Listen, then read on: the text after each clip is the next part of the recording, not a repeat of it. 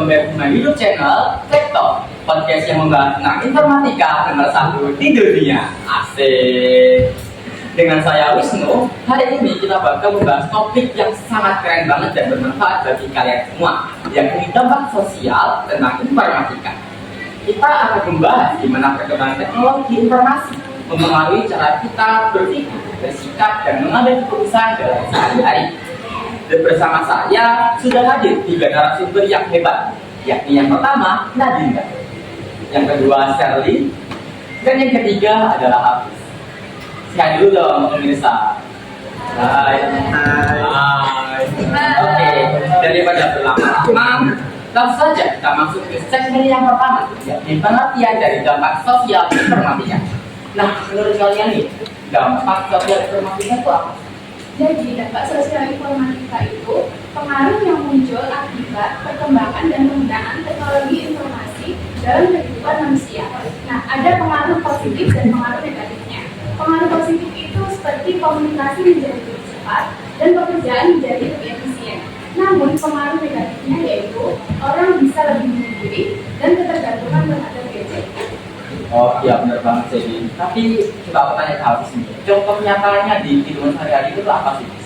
Kalau buat aku sendiri sih yang sering aku temui di kehidupan sehari-hari ini banyaknya hoax dan cyberbullying ada di internet. Jadi dampak ini dari hoax dan cyberbullying ini lumayan berbahaya. Masyarakat jadi bisa makan omongan yang nggak benar dan juga bisa kena bullying secara nggak langsung. Jadi bisa kena mental juga. Dan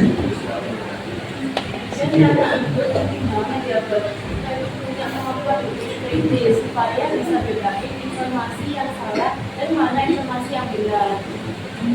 Nah, jadi teman-teman, jadi menawarkan pengertian dari dampak sosial informatika itu. Oke, kita lanjut ke segmen yang kedua, yakni karakter dan standar intelektual. Nah, nyambung dari pertanyaan dari jawaban dari Sherly ini. Kita bahas tentang karakter dan standar intelektual. Coba, Sherly lagi. Boleh jelasin dulu apa karakter intelektual? Karakter intelektual itu juga sikap mental kita dalam berpikir. Misalnya, menganalisis informasi secara rasional, membedakan fakta dari opini, keterbukaan terhadap berbagai sudut pandang, membuat kesimpulan yang didukung bukti, serta sikap integritas intelektual dan objektif dalam menilai ide dan argumen. Kalau karakter ini nggak dibangun, kita bisa gampang terpengaruh sama opini tanpa pikir panjang. Gitu. Kalau Hafiz nih, standar intelektual itu gimana? Kalau menurut aku sendiri sih standar berpikir intelektual itu kayak membuat cara berpikir kita jadi lebih berkualitas. Jadi kita lebih gampang buat mencari berita-berita yang kayak hoax itu di luar sana. Jadi kita nggak menghormatkan lah sama berita-berita yang ada di luar sana. Nah, itu sih. Jadi kita bisa ambil keputusan yang terbaik lah buat menyelesaikan masalah yang ada di kehidupan sehari-hari. Nah, itu sih. Betul, dan standar itu penting banget dalam kehidupan kita. Tanpa kita berpikir kritis, kita akan lebih sulit untuk mengambil kesimpulan dalam suatu masalah tersebut. Wah, teman-teman kita jadi tahu ya apa dampak sosial informatika itu. Oke, kita lanjut ke segmen yang ketiga, yakni elemen berpikir dan berpikir. Oke, kita lanjut ke elemen yang terakhir. Coba,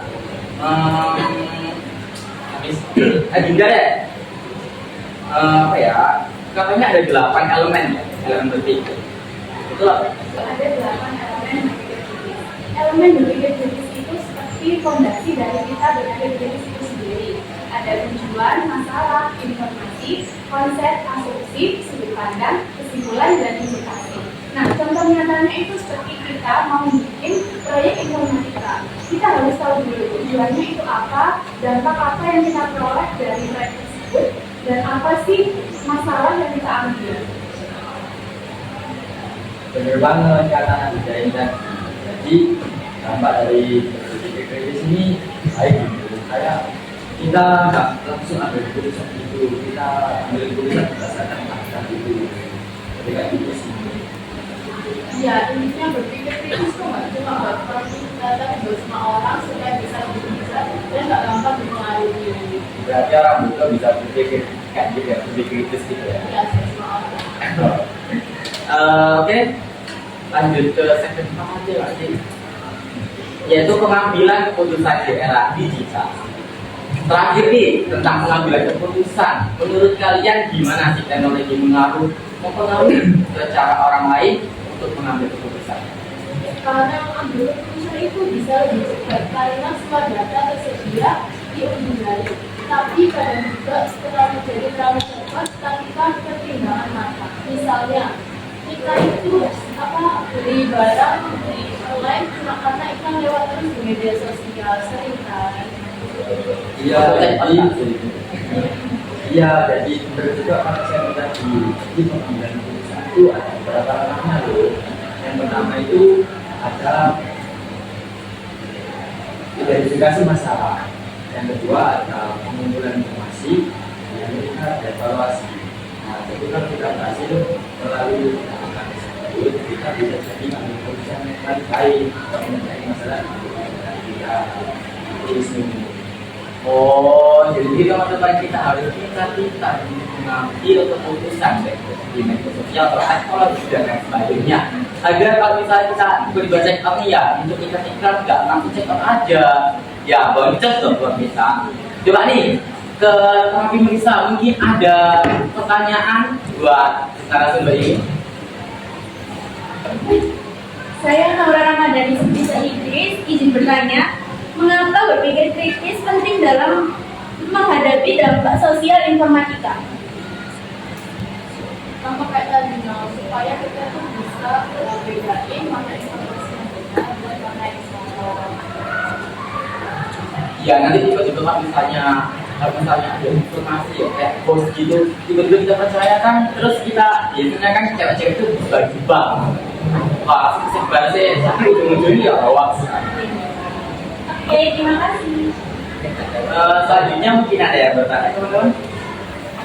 Saya Rizky ingin bertanya, mengapa tanggung jawab keputusan itu masih ada di tangan manusia, sedangkan teknologi sekarang itu sudah banyak atau sudah siap membantu kita? Jadi ya, teknologi itu membantu kita untuk menganalisis dan mengambil data dari informasi itu sendiri. Tetapi tanggung jawab dan keputusan itu tetap ada di tangan manusia. Oke, dengan pertanyaan-pertanyaan dari pemirsa, mungkin faktanya itu semakin akurat gitu ya. Jadi kayak sebuah narasumber udah meluangkan waktunya demi membahas tentang dampak sosial dari informatika itu. Lalu juga ada pertanyaan-pertanyaan dari pemirsa yang agar podcast ini tuh semakin aktual banget, semakin akurat. Pembahasannya udah menarik banget sih.